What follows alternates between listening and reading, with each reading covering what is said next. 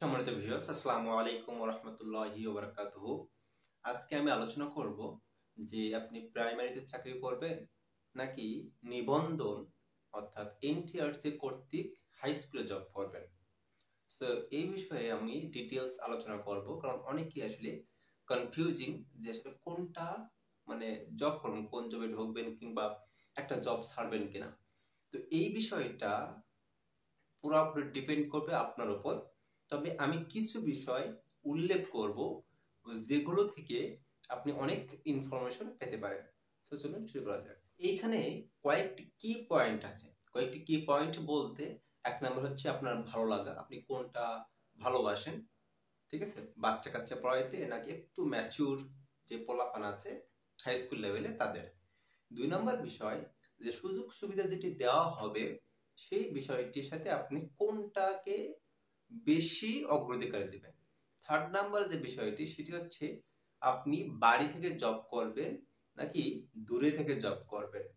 চার নাম্বার যে বিষয়টি সেটি হচ্ছে আপনার সাবজেক্ট কোনটি, অর্থাৎ কোন সাবজেক্টের আপনি স্টুডেন্ট।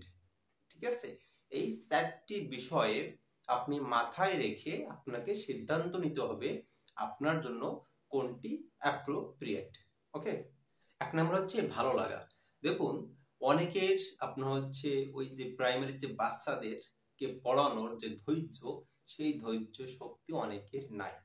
অনেকের কথা হচ্ছে আমাকে যদি 50,000 টাকা বেতন দেওয়া হয় তবুও আমি ওই বাচ্চাদের পিছনে সময় দিতে রাজি না।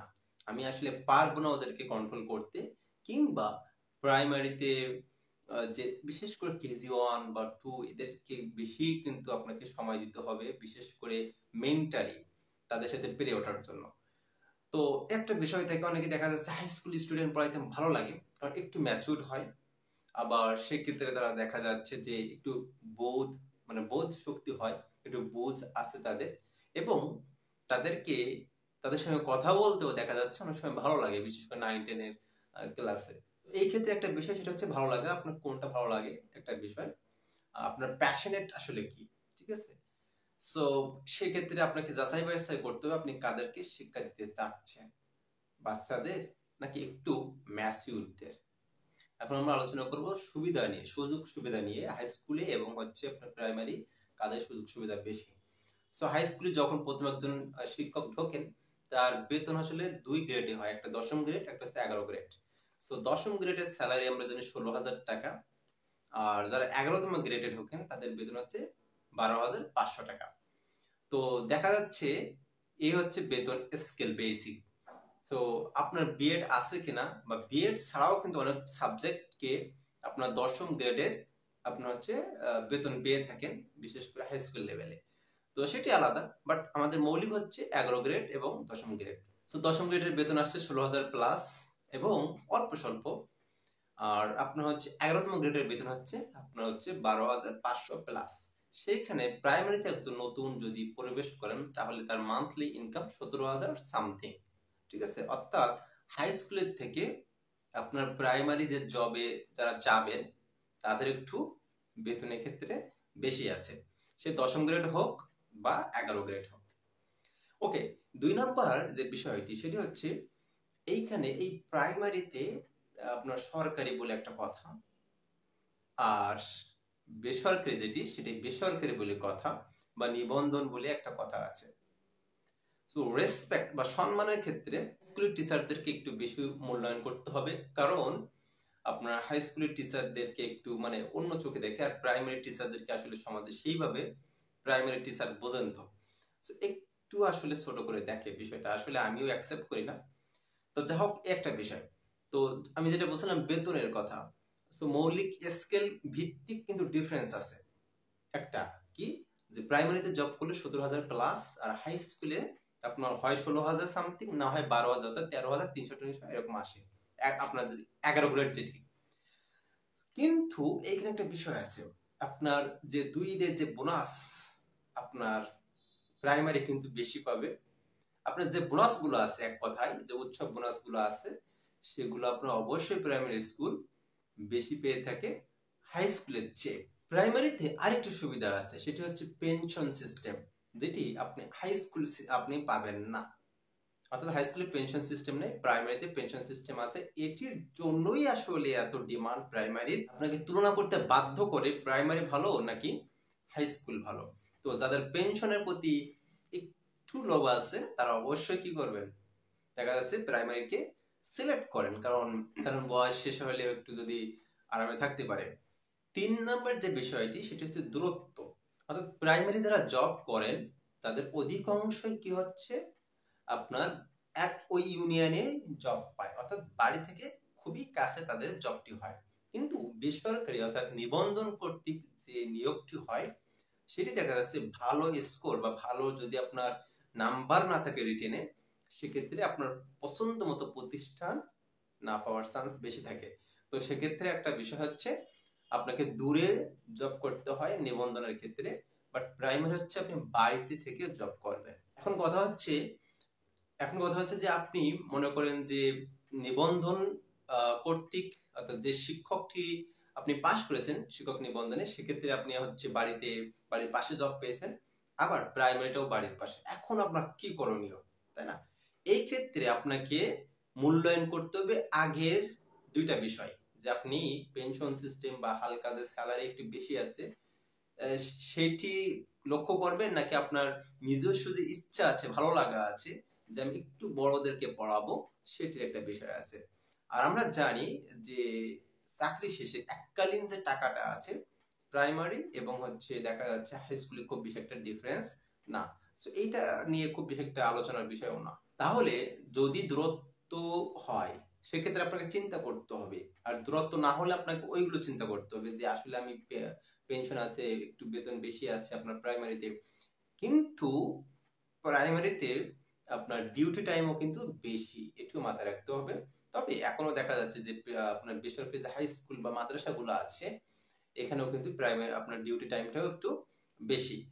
তো যেটি বলতেছিলাম, এইখানে আপনাকে দুইটা বিষয়, যদি প্রাইমারি এবং হাই স্কুল দুইটা বাড়ির কাছে, তখন আপনাকে দেখতে হবে আপনি কোনটি ভালোবাসেন, বাচ্চাদের না বড়দের, আপনার বেতন সরকারি দরকার না বেসরকারি দরকার, আপনার পেনশন দরকার কি দরকার না।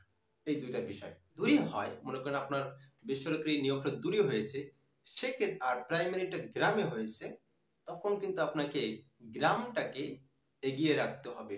কারণ আপনি দূরে যাবেন, সেখানে বাসা ভাড়া নিয়ে থাকবেন, কিংবা 20-22 কিলোমিটার চালিয়ে যাচ্ছেন গাড়ি কিংবা বাসে যাচ্ছেন, সেটা কিন্তু একটা কষ্টজনক ব্যাপার। 2 দিন বা 1 বছর বা 2 বছর পর কিন্তু ভালো লাগবে না। এই বিষয়টাকে আপনাকে মাথায় রাখতে হবে, আর সময় তখন কিন্তু ওর মধ্যে দেওয়া লাগতেছে। তো দেখা যাচ্ছে দূরে 4 নাম্বার বিষয়টা আসার আগে কিন্তু এই পর্যন্ত সাবজেক্ট নিয়ে আলোচনা করা কিন্তু আলাদা বিষয়।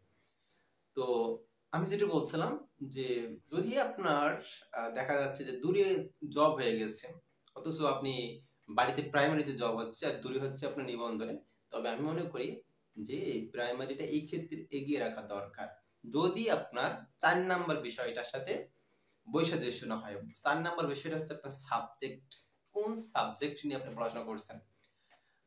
যেমন হচ্ছে আপনি কি ইংলিশ স্টুডেন্ট, আপনি কি অঙ্কর স্টুডেন্ট, কিংবা আপনি সায়েন্স রিলেটেড কোনো স্টুডেন্ট কিনা, যেখানে আপনার টিউশন বা ব্যাচ বা কোচিং করতে আপনার খুবই স্বাচ্ছন্দ্য বোধ হয়, কিংবা আপনি এই বিষয়টাকে পারদর্শী, কিংবা এইখান থেকে আপনি মোটা একটা অঙ্কর টাকা আপনি আর্ন করতে পারবেন, এমন কোন সাবজেক্ট আপনার আছে কিনা একটা বিষয়। কারণ দেখা যাচ্ছে যে হাই স্কুলে চাকরি করে এমন বহুত আছে ইংলিশের স্টুডেন্ট বা ম্যাথের স্টুডেন্ট, তাদের কিন্তু বেতন দেখা যাচ্ছে যাই দেখ ম্যাটার না, কিন্তু মান্থলি সে 50, 60, 70, এটা আপনার স্থান বেঁধে, কোনো আপনার শহর বা পৌরসভা কেন্দ্রিক হইলে দেখা যাচ্ছে 70, 80, 90, 1 লাখ এমন ইনকাম করা যায়।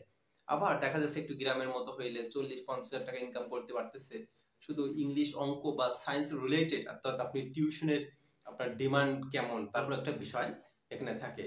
তাহলে আমরা যদি একটু সামারি বলি, এত কথা হয়তো আপনাদের কনফিউজিং হয়েছে না আসলে কি বলতে চাচ্ছি আমি। ওকে, 1 নাম্বার বিষয়টা হচ্ছে আপনার ভালো লাগা কোনটা, আপনি বাচ্চাদের ভালোবাসেন পড়াইতে নাকি বড়দের। 2 নাম্বার সুযোগ সুবিধার ক্ষেত্রে বেতন তুলনামূলক প্রাইমারিতে আপনি বেশি পাবেন, খুবই ন্যাচারাল। 3 নাম্বার দূরত্বর ক্ষেত্রে প্রাইমারিটাকে আপনার বাড়িতে ইউনিয়নের অর্থাৎ বাড়ি থেকে কাছেই হওয়ার সম্ভাবনা থাকে বেশি, আর নিবন্ধনটা রুটিনে ভালো মার্ক না করতে পারলে দূরে যাইতে হয়। সেক্ষেত্রে আপনি যদি নিবন্ধন স্কুল এবং প্রাইমারি দুইটাই যদি আপনার বাড়ির কাছে হয়, সেক্ষেত্রে আপনাকে দেখতে হবে চতুর্থ নাম্বার বিষয়, সেটা হচ্ছে আপনার সাবজেক্ট কি। সাবজেক্টে যদি অ্যাভেলেবল টিউশন থাকে, তাহলে আমি অবশ্যই মনে করি যে হাই স্কুলটাকে প্রেফার করা উচিত, যদি আপনার ওই পেনশনের প্রতি ঝোঁক না থাকে। কারণ আমি পার্সোনাল ফিলোসফি এমন আমার, যে আমার ভালো লাগা কোনটা, আমি ভালোবাসি কোনটা, কোনটাকে আমি সময় দিতে পারবো, কোনটাকে নিয়ে আমি সারা জীবন থাকতে পারবো, এটাকে আমি গুরুত্ব দিয়ে থাকি। আমি আসলে চাকরি করব বেতনের জন্য, ঠিক আছে, কিন্তু কিছু বছর পরে বিরক্তিকর বা নিজের ইচ্ছার বিরুদ্ধে কাজ করা, এটা আমি অপছন্দ করি, এবং এটার প্রভাব কিন্তু স্টুডেন্টদের ওপরও পড়ে। তো সেক্ষেত্রে আপনাকে দেখতে হবে কোনটা আপনি ভালোবাসেন। যদি হাই স্কুল ভালোবাসেন, তাহলে আপনাকে পেনশন আপনাকে ত্যাগ করতে হবে, এবং কিছু বেতন অল্প স্বল্প যেটি আছে সেটিও ত্যাগ করতে হবে। তবে তবে যদি আপনি দেখেন যে আপনার হাই স্কুলটি শহর লেভেলে, উপজেলা লেভেলে, জেলা লেভেলে, আমি একবারেই বলবো আপনি হাই স্কুলে যাবেন।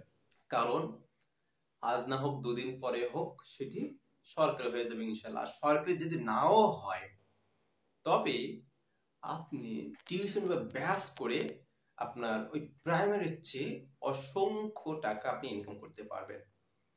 সো আমি মনে হয় বোঝাইতে পেরেছি, আশা করি।